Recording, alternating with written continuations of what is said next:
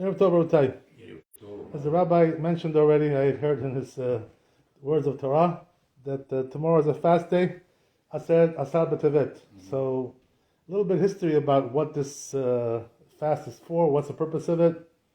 What happened was that the Romans, this was the day that they came to besiege the city, Yerushalayim, to surround the city, to make around it matzor. That's what they call it in Hebrew, besiege. That's what they did. So this started on the 10th of Tevet, the siege. So why is that so important? What date started? The truth is, that they say the Chazal in the Gemara Gittin that even though it started on 10th of Tevet, how long did it take for the Romans to get inside the city? How long did it take? 3 years. 3 years it took them. Why so much time? What were they doing over there? Right? What were they doing? Sleeping? What? Eating? What were they doing there? Why did it take them 3 years? Because the city was so well fortified. The Jews had it so strongly fortified. It was very hard to break in there. As the Gemara says, that the walls there were built so strong, the stone of the walls around the city were so strong, they would take like iron, tools, the Romans, and try to break, like they do, right? But what happened was that the iron wasn't breaking the wall was breaking the iron. You understand? The iron was breaking, couldn't cut through. So they had to bring very special, tools to get cut through there. It was a very difficult task. They kept on trying and trying and trying and trying. Nothing was working. Everything was failing for them, So they kept on going like this, 3 years. Can you imagine? They stayed there, the Romans, 3 years besieging the city. So you know what happens, right? When you besiege the city for 3 years, what happens? No food, no drinks, no nothing, right? No, nothing comes in, nothing goes out. This is the problem, So how did they survive for 3 years like this, without any supplies? So the truth is, it says in Gemara, Masechet Gittin, that they had enough supplies over there in the city to last a long time. They had everything over there. Shasali called Sorki, They had everything. They had food, they had drinks, they had everything, all the supplies were there. They didn't need nothing. So they could have lasted even longer than 3 years. They could have lasted longer. So what was the problem? The problem was, that there was a group in there, some vigilante group, fanatics. They're zealots, these people, So what happened was that these people, they're religious, but they don't listen to the Chachamim, Whatever the Chachamim tell them, they don't listen. They do whatever comes into their head, whatever comes into their heart. They don't listen to the Chachamim. We have also people like this today, unfortunately.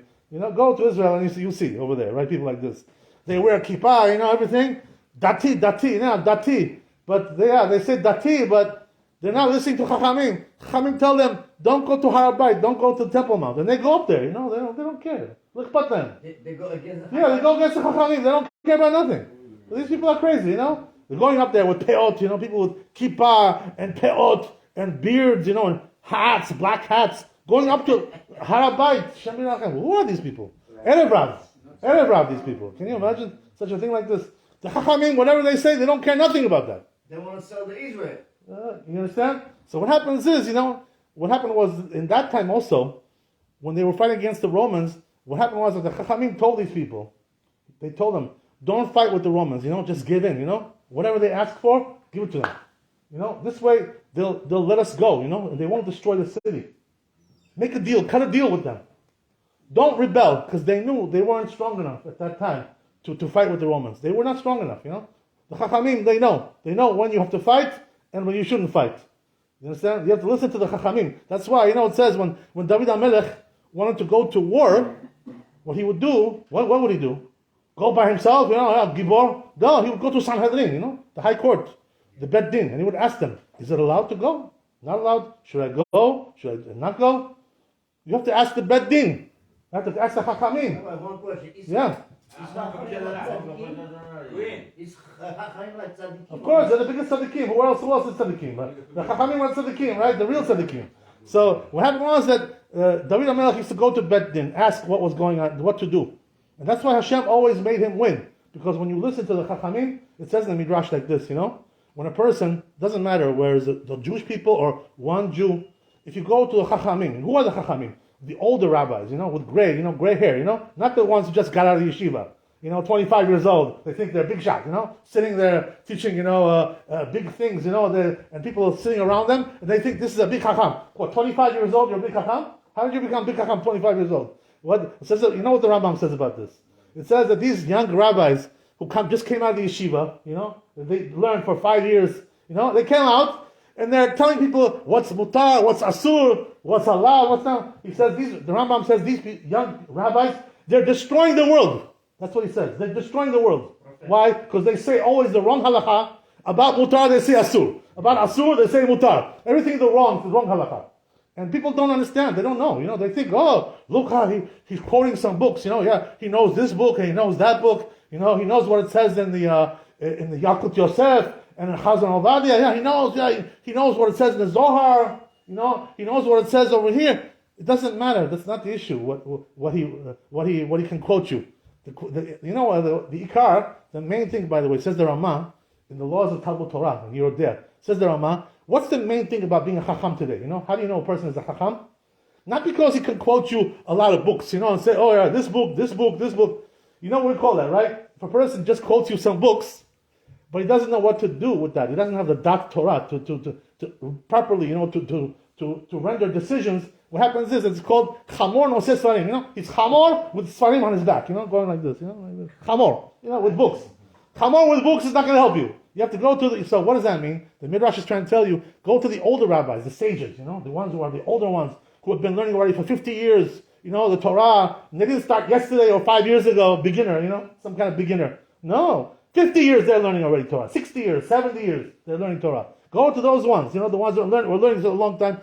And it says in the Midrash like this, if you go to the elders, the elder Chachamim, the ones who are already learning Torah for a long time, he'll never make a mistake in his life. Everything he does, Hashem Kadosh Baruch Hu will bless him with everything.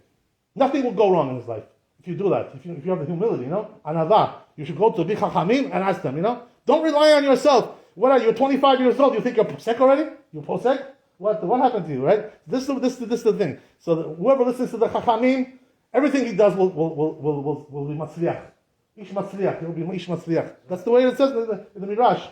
So this was the problem, with these people in the Beit Sheni. They didn't want to listen to that Torah, They no, let's fight against the Romans. We're going to beat them, But the Chachamim told them, no, it's not going to work. Don't fight with them. Cut a deal. Give in, surrender. Wave the white flag. Give them some money, give them something, and they'll go get off your back. But they didn't want to listen to these people, So what happened was, because of that, after 3 years in the end, what happened, So it says in the Gemara like this, they had enough supplies, they had enough food and drinks to last them for many years over there in Yerushalayim. Because there were some rich people there, that had a lot of money and they had a lot of stock over there, a lot of otar, lots of supplies over there. For years and years and years they could have lasted. So you know what happened, right? These crazy people, these zilats, these meshugaim. You know what they did? They went and they burnt the food. They burnt everything. So people should. Why did they do this? Crazy, crazy person. He goes and burns the food that people can't eat, can't drink. You know why they did that? Because they said, now we'll have to fight against the Romans. They can't wait anymore. They have to fight. They wanted them to go fight against the Romans. But this was a big mistake. So what happened was that because they didn't give up to the Romans, they didn't give in the end the Romans destroyed the Beit HaMikdash. Why is it? Because of these crazy people. This is the same thing. So today also you have these crazy people, going up to the Temple Mount, Har HaBayit, they go up there, and they say, but what happens is that all the Goyim are going crazy because of this, They see the Jews are going up to Har HaBayit, and they're not allowed to go up there, so they know, these Goyim, they know very well what the rabbis say. They listen to everything. They hear everything. So they know, see, these Jews are sinners, They fight against us because of that. So a person has to understand, that always do everything with Dat Torah. Go to the Chachamim, ask them, the ones who have been learning for a long time, and the ones who have a masoret, they have a tradition, how to tell you the right thing. That's the way to do it, So this way we can avoid all these problems. I want to tell you that not like the Luchot, that it says in the Ashkenazi Luchot, it says there that the fast starts tomorrow morning, 90 minutes before Netzach Hamad, before sunrise. This is a mistake. Don't listen to that. Right? It's not correct that. This the Luchot, the charts that say this. Not 90 minutes, it's 72 minutes before Netzach Hamad, but now since the days are short, so it shouts maniot, halachic hours, so therefore really turns out to be an hour before Netz. So therefore, since tomorrow Netz is 7:20, therefore you can eat until 6:20. This is the halakha. According to halakha, this is the way it is. According to our shitot, according to the Sfardim, right? If you look, by the way, there's a luach there's a chart which is on the internet. You can download it. It's called JCal, and over there there's a function Orach Chaim, which is the Sephardi one from the yeshiva of Orach Chaim. This is the one that goes according to the Shitot of Maran, our rabbi. Everything they write over there, all the times, goes according to Maran. So if you want to do like that, download this app. I'll show you which one it is. By the way, there's many of them that have this name. Not all of them are the same. So if you want me to help you, I'll help you with that. It's like an orange color. You can notice it's by the orange color. It's like a mandarina. It looks like a mandarina. So that's the way. That's how you know that that's the right one. But whatever. Anyway, the point is that a person has to know. Also, when does the Ta'anit end? Maran Rabbi he writes in all his books, everywhere. All his books. He writes that the Ta'anit, which is Derabanan, not Yom Kippur, right? All the other ones which are Derabanan, they end 20 minutes after Shkia. So therefore, at 5 o'clock already a person can eat tomorrow. 5 o'clock. You don't have to wait till 5:10, 5:15, 5:20, like it says in the Ashkenazi Luchot. We don't go like that. We don't have this minhag like this, So a person has to know, why wait extra time? For what? You don't need this, So that's why what they do in Eretz Israel, the minhag is that when they have Tanit Tzibur like this, Derabanan, so what they do is they pray Arbit right after Shkia, which is like 4:40, and they finish by 5 minutes to 5. By the time they get home, it's already 5 o'clock. You can eat already. That's it. So this is the best way to do it. So people shouldn't suffer. I remember one time I was in a certain shul over here in this neighborhood. I don't want to mention the name, but what happened was that I couldn't believe my eyes. There was one, the rabbi of the shul. I don't want to mention his name. You know who he is, but what happened was that it was Yud Zayin Tammuz, and the fast was over. So we were supposed to do Arvit. So all of a sudden, he starts to do halachot, after mincha, and people are already hungry, I think it was Tisha B'Av even. Yeah, Tisha B'Av. People are hungry, So he's more halachot, and he's reading halachot which are not even practical, like the things which are not shayach in this generation. We don't even do these halachot today. He's reading. So I couldn't believe it, He made them wait like 40 minutes, 45 minutes after Shkia, until he said Arvit. So that means they have to wait 1 hour like Rabbeinu Tam, We don't do Rabbeinu Tam for this time, These are Derabanan. For Derabanan, we don't do Rabbeinu Tam. So why wait for an hour after Shkia? What's the reason for that? Do Arvit at the right time, right? Which is what? Do the Shkia Tachama. This way people get home at 5 o'clock and they can eat at the right time. Because they shouldn't, lo aleno. It's a sakana, person can, lo aleno. I'll tell you a story and I finish with this, Famous story that Maran, Rabbi he told us. I'll tell you a very powerful story. There's a Bet Knesset, if you've been to Yerushalayim, called Borochov, right? The Bukharian court over there, Borochov. You ever? It's a famous shul. You ever been there, Rabbi? Yeah. Borochov, you been there? There's also Muzayev, right? Muzayev. There's Borochov. So Borochov, there was a guy there who was the gabbai. At that time where Maran was learning over there. He was learning there. They had a nice library there, nice books or whatever. So he used to sit and learn there. That was his yeshiva. That was his bet midrash. So what happened was that he knew the guy who was the gabbai there, the president of the shul, His name was Yoni Borochov.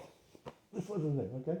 So Yoni Borochov was, you're Borochov, no, aren't you? You're Borochov. Levi, it's a Levi family, Levites, right? Levim. So whatever, right? Anyway, I also have a relative who's Borochov. So anyway, right, what happens is like this, So Yoni Borochov, he was the president of the shul, as I told you. So he was a sick man, he had some kind of heart condition, whatever. Sick man, sick. So a doctor told him, he said, listen, you can't fast on Yom Kippur, asur. Don't do Ta'anit. You're going to be in sakana, you're going to be in danger. So comes Yoni Borochov to Maran, Rabbi. He was the rabbi there, sitting there learning. So he tells Maran, he says, my doctor told me, he says, I shouldn't